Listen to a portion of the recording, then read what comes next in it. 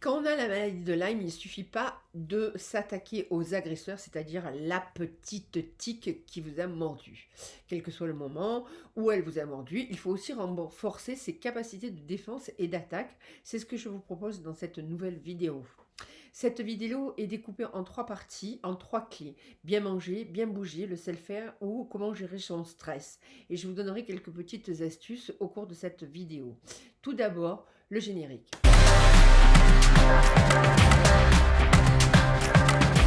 C'est Liliane Clavel-Pardo et bienvenue sur ma chaîne, le meilleur endroit pour apprendre à vivre en harmonie avec la maladie grâce à la psychologie énergétique et surtout devenir libre et vivre en harmonie avec Lyme ou une maladie chronique si vous avez. Dans la maladie de Lyme, comme vous le savez, c'est le parcours du combattant et une fois que vous avez trouvé le médecin allopathique qui vous convient, il n'y a pas que ça à faire quand la maladie est devenue chronique. Il faut tout un environnement sain et c'est pour cela que j'ai créé une approche globalistique, intégrative, spirituelle, complète que j'ai appelée AGI. Aujourd'hui, je vous parlerai que de 3 aspects, mais je reviendrai avec d'autres vidéos sur ce sujet. Tout d'abord, bien manger. L'alimentation, c'est sans doute un des points clés qu'il vous faut considérer. Elle doit être prise en compte au niveau nutritionnel, c'est-à-dire au niveau des nutriments. Les nutriments ont fortement diminué dans les aliments depuis la fin du 19e siècle. A contrario, le sucre ainsi que le sel, le gras ont augmenté en considération dans les aliments et bien sûr les produits industrialisés. Il est donc intéressant de bien comprendre que s'alimenter ne veut pas dire se nourrir et dans le cas de la maladie de Lyme, l'organisme a besoin d'être nourri, ce qui signifie que l'alimentation joue un rôle vital dans votre guérison. Et ça sert à rien d'essayer de combattre les bactéries ou toute autre chose si on lui offre sans cesse du gras, du sucre, etc. Vous devez revenir à une nourriture originellement riche en nutriments, des fruits, des légumes crus, des herbes, des épices, des algues, des graines, des germes, des tubercules, ainsi de suite. Et choisir des aliments qui ont été cultivés dans de bonnes conditions. Et je sais à quel point c'est difficile de changer nos habitudes. Mais c'est comme le zéro déchet. Je pense qu'il faut 1 an à peu près pour mettre en place de nouvelles habitudes alimentaires. Les fruits, les légumes doivent être mangés en saison, en abondance autant que possible, biologique. Les fruits et les légumes contiennent des informations qui peuvent être transmises à la matière, c'est-à-dire à notre matière, à notre corps, dans un concept quantique. Cette notion d'énergie, c'est ce que nous avons besoin dans notre métabolisme d'une façon quantique. Mais pas que. Ces aliments, comme les crucifères, c'est-à-dire le radis, le cresson, le chou, etc., sont intéressants sur le plan nutritionnel. Et ils vous aideront également à lutter contre l'acidose, parce que l'acidose, c'est aussi un fléau qui vient s'ajouter à la maladie de Lyme. C'est ce que je vous raconterai dans les causes d'infection. Je préconise souvent le no-glu et le no-milk, et tout ce qui est raffiné pour éviter d'avoir des composés nocifs dans l'intestin, indirectement dans le cerveau, bien entendu. Je vous reviendrai sur cette notion aussi dans une autre vidéo. L'idée est de lutter contre les déséquilibres intestinaux qui permettent de renforcer votre immunité. Par exemple, certainement vous consultez pour aider à traiter et à rechercher l'origine de cette dysbiose. Et en fait, elle est souvent générée par notre mode de vie, notamment par les mauvaises habitudes alimentaires. Alors, elle peut être responsable du syndrome de l'intestin pour ceux dont l'intestin est poreux et toutes sortes de toxines peuvent être emportées dans le flux sanguin et remontées jusqu'au cerveau. Et c'est là ce qui est la problématique. On trouve souvent du gluten qui est la protéine du blé et aussi la caséine qui est la protéine de lait. Et c'est souvent qu'on constate une amélioration de la maladie rien qu'en supprimant le blé et le lait. Et l'excès de graisse et de sucre associé à un manque réel d'activité physique font que votre organisme est saturé et il est difficile de métaboliser des aliments trop gras ou trop riches en sucre et du coup, votre système immunitaire n'est pas efficient et de plus, il est générateur de fatigue, d'un état inflammatoire chronique, etc. Et les mitochondries ne fournissent plus l'énergie suffisante. Tout cela, au final, la maladie, elle est chronique et vous pouvez avoir des maladies comme l'endométriose, fibromyalgie, maladies auto-immunes, cancer et surtout Lyme.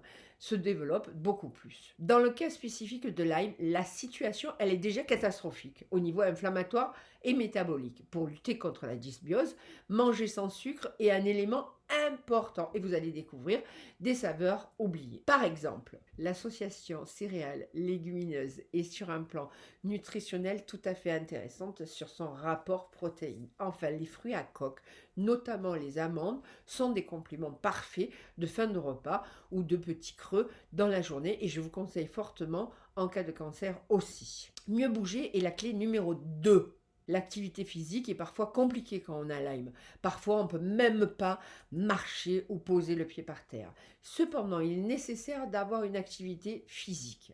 Vous devez vous contraindre tous les jours, même si ce n'est pas longtemps, même si c'est que 5 minutes. Le temps idéal de sport est de 20 minutes chaque jour pour que l'information arrive à votre cerveau. Mais si vous n'y arrivez pas, ce n'est pas grave. Faites 5 minutes par jour et je vais vous donner des exercices de sport. Il y en a plein de ma chaîne. Alors, pourquoi? Quand vous faites du sport, la dopamine est sécrétée et remonte le moral plus facilement que n'importe quel feuilleton de Netflix. Donc, dans une étude américaine, le sport est un rôle essentiel au maintien du système immunitaire déficient et c'est un impact positif sur les douleurs musculaires. Donc, ça serait dommage de s'en priver. Et si vous avez du mal à bouger, l'idée est déjà de prendre l'air quotidiennement, parcourir quelques mètres et c'est déjà bien si vous arrivez à marcher quelques mètres.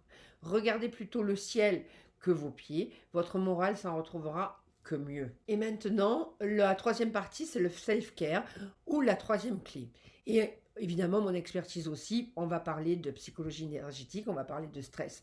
Vous savez que le stress joue un rôle primordial et c'est un déclencheur de maladie, un déclencheur de la maladie de Lyme aussi. Et il y a plusieurs moments clés dans cette maladie. Tout d'abord, l'errance médicale, l'absence de diagnostic, la souffrance incompréhensible, les refus divers et variés de la part des proches, de l'environnement, du privé, du professionnel, du système, et j'en passe. Bref, il y a plein d'incompréhensions, de déni, et etc., etc. Et il faut aussi faire la part des choses. Il n'y a pas que le stress, il y a aussi la dépression. Et là, il faut faire vraiment attention. Dans une première phase de la maladie, il y a une dépression que j'ai appelée mécanique et qui est liée à la maladie proprement dite. Quand vous avez trouvé un traitement adéquat, cette première dépression disparaîtra.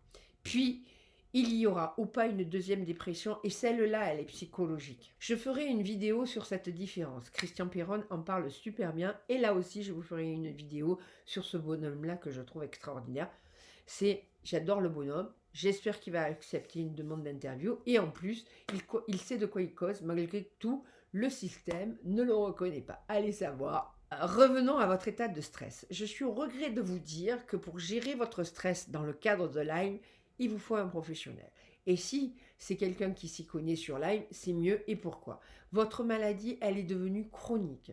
Pour vous en sortir, il vous faut un accompagnement holistique. Vous pouvez tourner la chose dans tous les sens, mais c'est une réalité et je le constate tous les jours. Sans un accompagnement que j'appelle globalistique, global et holistique, ça ne fonctionne pas totalement. Il y a l'hygiène de vie qui doit être parfaite, si je puis dire. L'état interne est à traiter, mais pas que. Il y a aussi les processus internes, les comportements. Et dans les rémissions que j'ai vues en cabinet, ce sont les personnes qui ont vraiment une approche globale et holistique et intégrative et spirituelle qui s'en sortent le mieux. C'est pourquoi j'ai créé une méthode que j'ai appelée AGI. AGI, tu passes à l'action. Il vous faut absolument un environnement qui soit dans l'empathie, ça ne veut pas dire sympathique, qui soit à l'écoute afin de faire descendre la pression. Vous avez le choix, Reiki, Sophro, acupuncture, Qigong, sound bath et j'en passe. Sans parler de la nature et compagnie. À vous de trouver ce qui va pour le mieux en complément de votre accompagnement allopathique. Et il va falloir essayer plusieurs choses, car certaines vont fonctionner et d'autres vont pas fonctionner. C'est vraiment une maladie caméléon. Je veux quand même toutefois vous préciser une chose, c'est que le stress, c'est une chose, et la maladie de Lyme, c'en est une autre. Elle est devenue chronique. Et si elle est devenue chronique, il y a de fortes chances que vous êtes en mode survie depuis des années. Je vais vous parler d'une de mes clientes qui arrive chez moi en me disant « Mais pourquoi moi? J'ai une vie magnifique, la vie est magnifique. » Ben oui, ok, sa vie elle est tellement magnifique que son père avait une CEP, ça a duré 7 ans, il s'est suicidé, sa mère n'a fait que s'occuper de ce bonhomme pendant 7 ans et elle a porté donc son mari à bout de bras. Et Lyme est devenu chronique quand son petit ami l'a quitté. Effectivement, dans sa vie, elle a une vie merveilleuse et il ne s'est rien passé.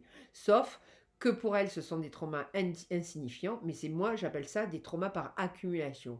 Cette jeune fille, elle n'est pas stressée, elle est juste en mode survie. Le stress, il est épuisant, il est culpabilisant et bien entendu, votre généraliste passe à côté, il vous envoie chez un psychiatre et si ce psychiatre n'est pas formé à Lyme, il y a de fortes chances que vous vous retrouvez avec une camisole chimique pas du tout adaptée à votre situation.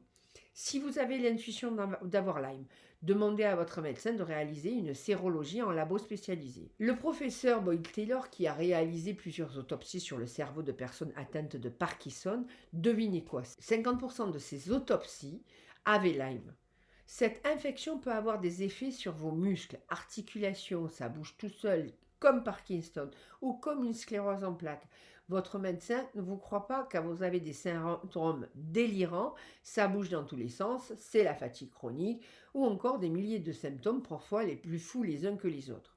Donc, vous passez pour quelqu'un de bon à enfermer. J'ai vu des clients qui ont erré pendant plus de 10 ans pour savoir ce qu'ils avaient. Vous rampez pour sortir de votre lit tellement que vous allez mal et bien sûr, on va vous dire que c'est dans votre tête.